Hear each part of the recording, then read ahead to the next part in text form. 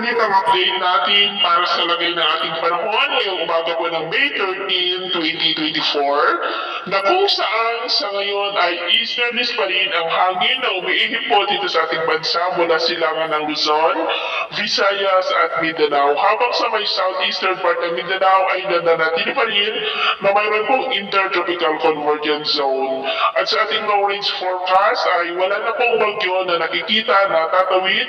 dito po sa ating bansa hanggang sa susunod na 2 linggo. At sa lagay ng ating panahon, ngayong madaling araw ay maayos ang panahon sa malaking bahagi ng ating bansa pero may tsansa pa rin ng mga isolated rain sa ilang bahagi ng Cagayan, La Union, Pangasinan, Calabarzon, Camarines Norte, Legazpi, Catanduanes, ilang bahagi ng Mimaropa, Aklan, Tacloban, Southern Samar, Sulu Archipelago, Zamboanga Peninsula, Danao Provinces, Cotabato, Davao, Kidapawan, Tagum, Sarangani at dyan po sa may General Santos. At mamaya ay sisikat ang araw sa malaking bahagi ng ating bansa, mainit at malinsangan muli ang panahon, pero may tsansa pa rin ng ulam na kalangitan with isolated rain sa ilang bahagi ng Quezon, Batangas,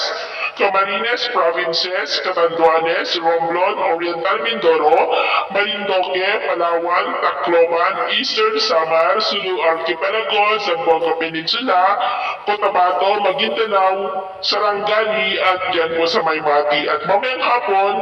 mas maraming lugar na po sa Luzon at Mindanao ang makakaranas ng ulap na kalangitan na may mga pulupulong pag-ulan.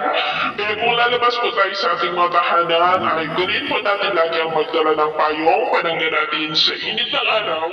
at proteksyon na rin po sa mga biglaang buhos ng ulan. At sa ating naman po mga baybayin, wala naman po tayong nakataas na namang warning signals, pero mayong pag-iingat lamang po kung papalaod tayo para mas makaiwas sa mga sakunang